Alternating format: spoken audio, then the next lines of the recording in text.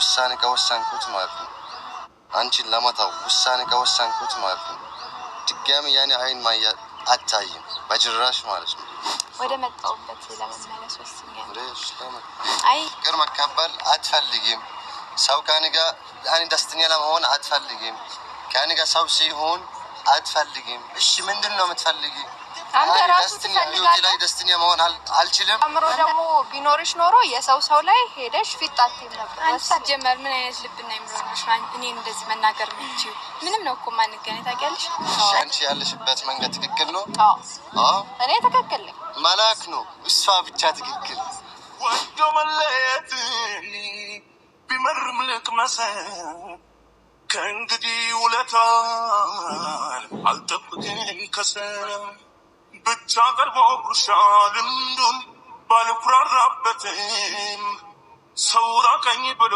መቼም እጃሁን አይስትም ለምን ስልከፋ ደሞ ልዘን ምን በወጣኝ አንዳንችን ነው እንጂ ሀቄና ያሳጣ አንዳንድ የኛ ሴቶች ክብራችንን ስናጣ ማንፈልግበት ቦታ ስንቆይ ለምን እንደማይደብረን ለምን እንደምንፈልገው ማለት አሁን እኮ ኤሪክ አፍቅሮ የመጣው ሄሉን ነው ግን ይችኛዋ ልጅ ኤንዲን አፈቀርኩ ብላ ስትመጣ አጋጣሚውን ተጠቅሞ እፊቷ ደግሞ ሄለን እሺ ትላለች አትልም ሄለን እሺ ካለ ሄለን ጋር ቀጥላለሁ የእናቴን ፍላጎት ነው የምሰማው ብሎ ፓስፖርቷን መልሶላት አሁን ላይ ራሱ በቃ የሆነ የምትፈልገው ነገር አለ አይደል ለራሳችን ክብር ካልሰጠን እኮ ራሳችንን ስንወድ ራሳችንን ስናከብር እኮ ነው ሌላ ሰው የሚወደና ክብር የሚሰጠን ሰላም ጤና ይስጥልኝ ውድና የተከበራችሁ የምታገስ ቤተሰብ እንዴት አላችሁ ነው ያለው እግዚአብሔር ይመስገን ሁሉ ሰላም ነው እናንተ ባላችሁበት ሰላማችሁ ይብዛ እያልኩኝ ማታ ላይ ግን ድምጼ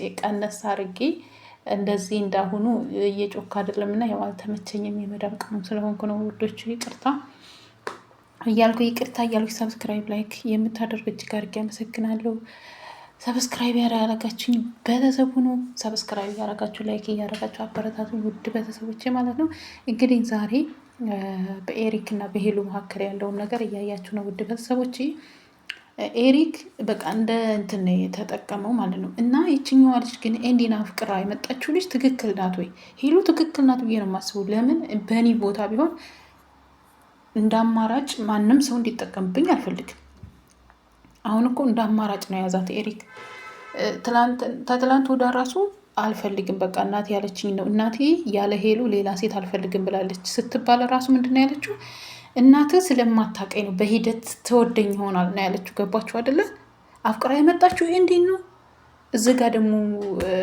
ሄለን እናንተና እስከዛሬ ስላልተቀበለች ልጁ እኮ ብዙ ዋጋ ከፍልላታለሁ ብሎ ነበር አሁን እቺ ልጅ ስትመጣ ነው የተገለበጠው ገባ እሷም አፍቃሪ ልባላት እኔ አፍቃሪ ልባል እንደዛ ብሎ ነገር የለም አፍቅሮ ከቱርክ ድረስ የመጣው ሄሉን ብሎ ነው ቱርክም አልነበረም የሚኖረው ልጁ ካናዳ ከዛ ድረስ ማለት ነው እጁን የቆረጠላት ለሄሉ ነው አንቺን ባጣቆይሽ ነው እንጂ የሚጠቀምብሽ ልብ ውስጥ ሁሉ የምትኖረው ሄሉ ናት ስለዚህ ለምንድን ነው ማንፈልግበት ቦታ ሰው እንደ አማራጭ እንዲጠቀምን የምንፈቅድልን ለምንድን ነው እኔ በጣም ነው የእውነቴን ነው ቤተሰቦቼ የሰው ልጅ ማለት ነው እኔ የምሬን ነው ብላችሁ የሰው ልጅ ማንኛውም ሰው በምንም አይነት ነገር እንደ አማራጭ እንዲጠቀምባችሁ አትፍቀዱለት መጀመሪያ ለራሳችሁ ክብር ስጡ ከዛ ለራሳችሁ ክብር ስትሰጡ ነው ሰውም የሚያከብራችሁ ሰውም እንትን የሚላችሁ ማለት ክብር የሚሰጣችሁ ብዙ ነገር አሁን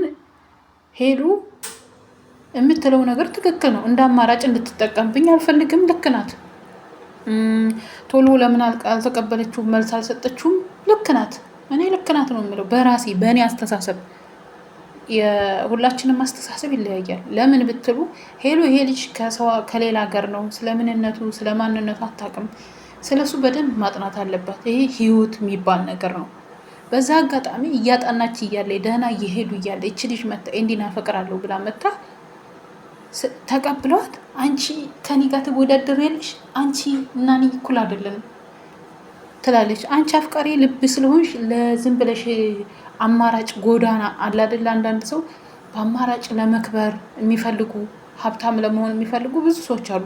እኔ አሁን ለምሳሌ እኛ ልንገራችሁ ተምረን ሀገራችን ላይ ለመስራት ብዙዎቻችን በአማራጭ እንትን ለማለት ይሄና ይሄ በጣም ይለያያል። አሁን እኔ በአማራጭ ሀብታም ለመሆን ሌላ ስራ ደህና ደሞዝ የሚከፈለኝ ይሄ አይኖ ግን ሰዎች እንደ ባጣ ቆይሽ እንዲጠቀሙባቸው አትፍቀዱላቸው። በተለይ ወንዶች ማለት ነው። እንደ ባጣ ቆይሽ እሷን ቤት ብትለኝ ወደ እሷ እመጣለሁ፣ ይችኛዋን ቤት ብትለኝ ወደዚችኛዋ ሄዳለሁ። እንደዛ እንዲጠቀሙባቸው አትፍቀዱ። ለራሳችሁ ክብር ስጡ። የምሬን ነው የምላችሁ። እንዴ አሁን እቺ ልጅ እኮ በቃ ሄሉ በቃ ከእሷ ጋር እንትና ላይ ፍቅርህን እቀበልሃለሁ ብትለው እኮ በቃ ምንም ማድረግ አልችልም ደህና ሁኝ ብሏል ነው የሚሄደው። ምንም ምንድን ነው የምታገኘው? ኢቨን ራሱ እንዲ አፈቅርሃለሁ ብላ ብትል ማንም ሰው አይቀበላትም። ምክንያቱም ይቺ ልጅ እሷ ራሱ በቃ እንዳማራጭ ነው እየተጠቀመች ያለችው። እንዲሽ ካለኛ ላይ ካላለኝ ይሄኛውን አሳመኘ ከዚህኛው ከሆናሉ። እንደዚህ አይነት አስተሳሰብ የወረደ አስተሳሰብ ቢቀርባቸው። በተለይ ደግሞ ማለት ነው እኔ አሁን ላይ በጣም ምርር እያለኝና እየሰለቸኝ የመጣው ሴቶች ክብራችንን ጥለን ባለትዳር የሆነ ወንድ ላይ የምንንጠለጠል ልጅ እያለው ትዳር እያለው ፍቅረኛ እያለው ገና ለዝና ለወሬ ብላችሁ ሄዳችሁ ባለትዳርና ልጅ ያለአባትና ያለእናት እንዲያድጉ ሄዳችሁ የምትንጠለጠሉ ሴቶች እናንተ እኔ እንጃ ብቻ እግዚአብሔር ነው የምላችሁ። ለምሳሌ ልንገራችሁ ውድ ቤተሰቦች፣ አብርሃምና ሩታ ነገርኳቸው። አብርሃምና ሩታ የአተንቤና ነፂን ቢሆኑ እንደ ኤፍሬም ቤተሰቦች ቢሆኑ የዛን ጊዜ እርጉዝ ሆና እንደዛ ስትሰቃይ ምንም ብትለው እውነት አላት ያንተ ልጅ ነው በሆዶ የያዘችው ብለው ቤተሰቦቹ እንደነ የአተንቤና እንደንትና ቢገለምጡት የአብርሃምና የሩታ ትዳር እዚህ ላይ አይደርስም ነበር። የእውነት በእርግጥ የሷን ቤተሰቦች አሉበት እነ ኖቤል ግን ደግሞ እንደነ የአተንቤ ቢሆኑ እግዚአብሔርን የአብርሃም ትዳር እና የሩታ ትዳር ዛሬ ላይ አይፈርስም። እውነቴን ነው ብላችሁ እንደዛ የሱን ልጅ በሆዷ ይዛ ብዙ ነገር ሲያደርጋን ነበር። ብዙ ነገር አይታለች። እንደውም ወንድ ልጅ መውደዱንና ማፍቀሩን የምትለኩት እንዴት መሰላችሁ? ያኔ ነፍሰ ጡር ሆናችሁ የዛን ጊዜ ነው። በደንብ ይወዳችሁ ከሆነ ምንም ሳይንከባከባት አሁንም ሁለተኛ ልጅ አርግዣለሁ ስትል ምንም አልመሰለው። ለዚችኛዋ ስንት ቃል ገብቶላታል። አባይ ትቤት ገብታችሁ ለዚችኛዋ አሁን ቃል እየገባ ነው። ምን ልላችሁ ፈልጌ ነው እኔ እነሱን ማንሳት ሳይሆን ርዕሴ ሳይሆን ሰዎች እንደ አማራጭ እንዲጠቀሙባቸው አትፍቀዱ። ሁለተኛ ነገር ወንድ ልጅ አፍቅሯችሁ ሲመጣ ነው እንጂ እናንተ አፈቀርኩ አትበሉ። ሩታ አሁን እወድሃለሁ ብላ እንደዛ ተለማምጣ ስላገኘችው ነው ዛሬ እንደዚህ የሚያሰቃያት ማለት ነው። ምንም ብትወዱ ፍቅር የጋራ ነው። ብትወዱት እራሱ በልባችሁ ያዙ እንጂ ወንድ ልጅ እንትን አትበሉ። የምሬን ነው የምላችሁ። አሁን ላይ እስኪ እወድሃለሁ ሴት ልጅ እወድሃለሁ አፈቅርሃለሁ ብላ የተቀበላት እንደ አማራጭ የተጠቀመባት ሰው ማን ነው? አብሮ ሲቀጥል ያያችሁት ወንድ አለ? እስኪ ንገሩኝ።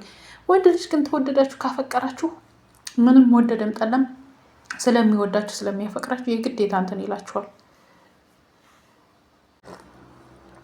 እና ምን ልላችሁ ነው ውዶች፣ ወንድ ልጅ ሲወድ ነው።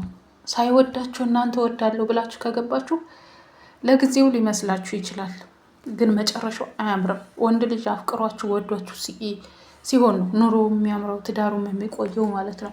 ለምን ይንከባከባችኋል። ሴት ልጅ በእርግጥ በትንሽ ነገር ነው የምትታለለው። ሴት ልጅ ልትወድ ትችላለች፣ ግን ወንድ ልጅ ሳይወዳችሁ እንደገና እንደዚህ እየተለማመጣችሁ እንደገና እንደ አማራጭ ባጣ ቆይሽ አርጓችሁ፣ ወይኔ በጣም ነው የሚደብረው። እኔ እንደዛ አልሆንም። ለምን ቆሜ አልቀርም?